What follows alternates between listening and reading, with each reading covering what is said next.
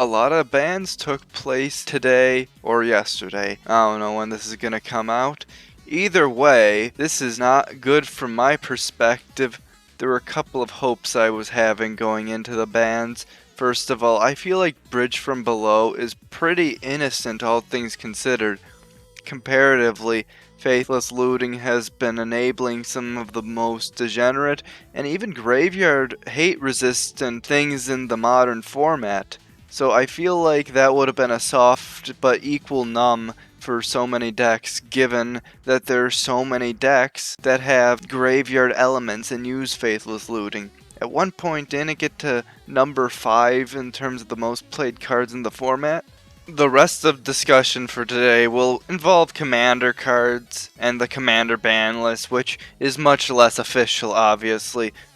Iona, Shield of Emeria, is a card that's been clamoring to be banned since the format's inception. This fucking bitch is kind of annoying, but it's not exactly the most objectively powerful card of all time. And that's where a lot of the controversy has come in. Why did I say controversy? Anywho, she locks out monocolored decks, which already have a hard time. For some reason, people think that's a good thing that she only locks out monocolored decks, as if you shouldn't be playing half the legends in the game. And she's expensive, thus discouraging long games. Additionally, given her lack of protection and her color innate anti-colored what's the category? Just can't cast? It's evil, whatever it is. Either way, between all of that, it makes it so you either have to rely on your opponents killing her, which, they took out a quarter of the game, so I'm not sure they necessarily will if it won't affect them, or you have to be completely ready and play an untap kind of draw-go-esque game if you see that in the command zone. See, that's the problem with this monstrosity that people who've defended it don't seem to realize. This monstrosity, all of its disadvantages actually make the game more unfun. Expropriate is a more powerful card for the same cost, but it just gets the game over with, and you can see some neat weird shit happen as we all choose our own demise. Iona? No, she's just like an ineffective rusty blade stabbing your leg. You can't do anything until someone you don't like unsheathes it and then punches you in the face. And so I'm not too sad that she's gonna go. Of course, by that I mean go to hell. So, for discouraging the commander spirit more than just sheer power, she deserves to be banned, though I probably went a little overboard just now. Here are the two biggies that honestly hit me the hardest. Paradox Engine is my baby. My degenerate, combo-intensive baby. And I love it, but I also understand it's an evil baby that must be destroyed. It's so good at combos that I've heard many stories and experienced them myself about how this thing can actually make combos so easy that people make infinite combos by accident. No exaggeration. Sure, a lot of things in the format are crazy and combo-y, but Paradox Engine is just too ubiquitous. Though, that's a part of the reason I loved Paradox Engine was because it was ubiquitous. It was able to make some really shitty commanders work. One of my prides and joy as an EDH/Magic player was creating a important deck to me. This deck was based around a terrible commander. So bad. Like, oh my god, this was a monster. I'm going to talk about the true power of an EDH player. It's not that you'll win any games. You better win some, though. For me, it's just making fucking terrible commanders work, no matter how hard it may be, and using their abilities to perform important parts of very complicated combos.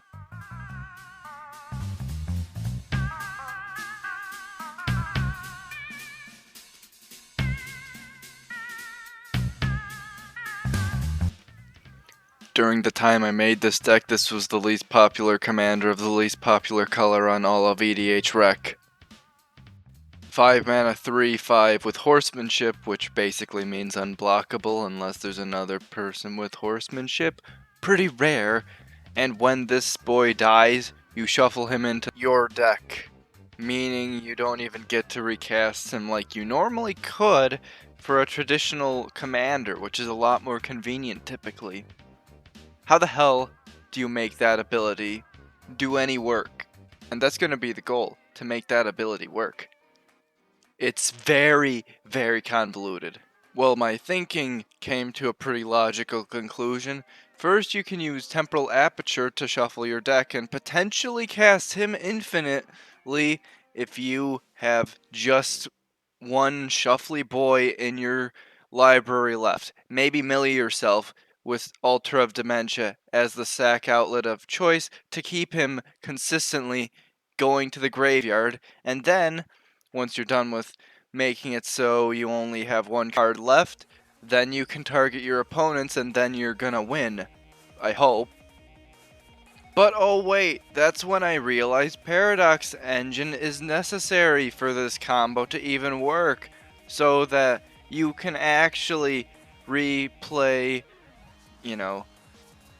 Temporal Aperture's ability over and over again, but since it shuffles and casts the top card of your library for free, for 5 mana, that's also a lot.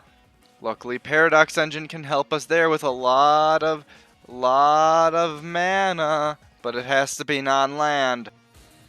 Though, luckily, that won't be too much of a problem. It's still a lot to assemble. It does ramp into the stuff we need pretty quick, so that's a good thing. But oh wait, speaking of lands, that's going to be a problem with Temporal Aperture as well, since you can only play one land per turn. Oh great. Well, if we actually want this to be infinite, we need to get rid of all the lands in our deck in mono white.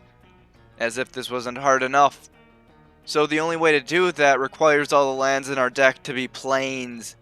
That's not good because then we'll be flooded much more easily. We can't have cycle lands or even fetch lands or anything. They all have to be plains in mono white. So in addition to all the other anti-synergistic and convoluted stuff we have to deal with currently, we have to find a bunch of colorless mana sources from artifacts and a bunch of ways to loot lands from our decks and a bunch of specific cards. Luckily, Temporal Aperture can basically sift through our deck if we're lucky, but we might not be lucky. So White's gonna have to bring its A game with its pathetic tutor package. Enlightened Tutor's great, but there's only really one. So yeah, it's gonna be a little difficult. To be fair, since so many cards in our deck are so useful and we're gonna be exiling so many of them, we have Mirror of Fate to help there. Oh my god, this would be a lot easier if it was a blue deck, but blue makes things too easy. Don't you want a challenge? You want a white deck. You want a white, crazy-ass, bonkers deck. That's what you want. Speaking of exile, if our commander gets exiled, we have backup. Some are just as bad, while some are really good. Ulamog's the only original Eldrazi Titan with the shuffling effect that we're running because we don't want to draw cards due to Kozilek, because adding cards to our hands means it's less likely to go off in some ways, or you might accidentally mill yourself if you do it near the wrong point in time, and Emrakul's banned. This deck's inefficient, confusing, and makes use of one of the most obscure abilities you can ever achieve to find on a card, which is the worst commander from the most rare set, Portal 3 Kingdoms, and one of the worst sets of all time in the worst color.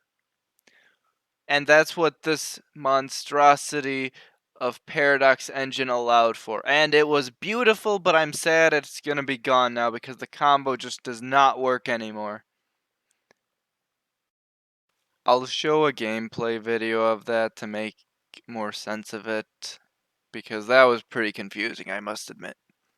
Meanwhile, I've been asking for Painter Servant to get off the banned list for years, and it's just a goofy ass card that enables goofy combos between a lot of different mill variants that have taken inspiration from Grindstone. Arguably, it's become more dangerous over time, but so has the game as a whole, with every new card making it that much more powerful, even if the cards themselves kinda suck sometimes. Including the vanilla ones, technically are making this game strictly better. But here's the thing, it also enables some horrible commanders. So I think Painter Servant won't do that much harm and is a good thing to come off the ban list, but I'll also use it to make some pretty goofy decks. Most importantly, all these can be found in the description of the video, both this deck list as well as the magnificently awful Paradox Engine Guan Yu deck list. Don't worry, this one's a lot simpler. Obviously, we already saw Painter's Servant, and that's going to be the cornerstone of the deck. Get Painter's Servant, make your opponents make everything black. Paint the town black. If Painter dies, well, get him back. It's just that simple.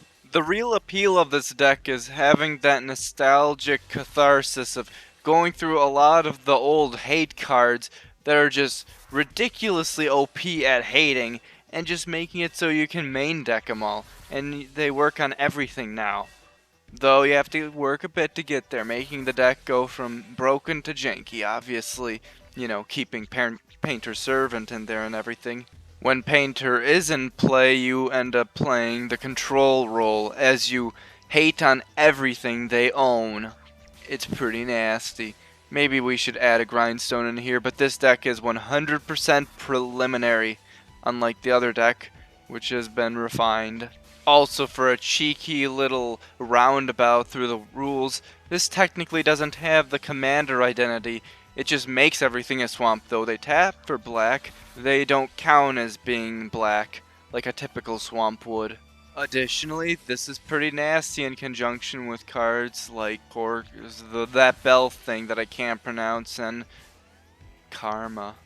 Though a lot of the decks so far on my channel have been relatively generic, these ban announcements are highlighting what I've always kind of wanted to do with a Magic channel. I want to go over some of the weirdest and shittiest commanders and try to make their abilities work. Not just make a generically good deck around them, and then, just ignore their abilities. I want to use their abilities to their peak. One of the bans is going to make that a bit harder with Paradox Engine. Though Painter Servant will allow some of the worst commanders I've seen to actually have a presence. Meanwhile, Iona will stop oppressing the already lower class monocolored decks. Really, it was kind of weird of me to send an angel to hell, but it's Magic. I won't be the one going to hell next. Wizards will be, because that's pretty much just canon in every time they deal with angels anyways. I feel like Bridge from Below was innocent, and of all the cards to ban, they could have done a lot better options. It's an unpopular opinion of mine. I know Mardu Pyromancer would not like it, but I feel like Faithless Looting ban would... They're the linchpin behind every broken graveyard deck in Modern. My god. Also, now it's time for that little gameplay for that horrible Bandicam gameplay to help explain what the hell that one deck is about, because it's a doozy. By the way, you can subscribe. My deck list will be in the description. So will the ban announcement. Major Tarot, that deck list, he's incomplete. The one with Painter Servant. Guan Yu and Paradox Engine and Temporal Aperture, that one is complete. Just a fair warning. Okay, so here's how the deck is supposed to go. It's kind of tough to show it the, proper way. without showing it. I mean, tell it the proper way without showing it. So, Guan Yu, he shuffles when he dies. So does the angel. I guess I did put in Kozilek, huh? Guess knew there was a reason. Well, whatever. So, first things first. Sacrifice her. And mill 3. I already exiled all the lands. But she gets shuffled.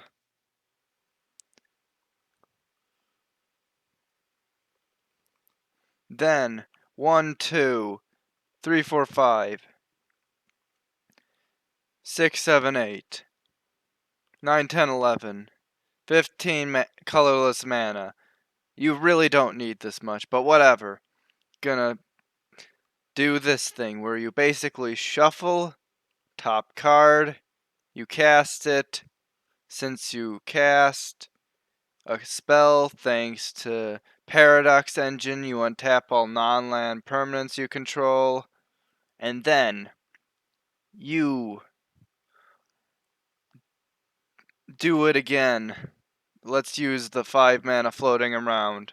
Boom. Shuffle. That's pretty neat, I'd say. Definitely should mill ourselves. Wait, but it shuffles the entire graveyard into. Well, let's just sacrifice that for the. Put that one in here and shuffle. But since you cast a spell on tap, blah blah, shuffle, blah blah blah blah blah blah blah. Basically, just do this until. Basically, the idea is just cast as much as possible. You'll probably hit one of the combo pieces, but if somehow they get destroyed during this whole thing, you can just basically just infinitely. Where's Guan? There's Guan. You can just infinitely Guan your opponents to death. Up, up. Using Altar of Dementia to mill them to death, blasting stations more efficient, yada yada. I think you get the point.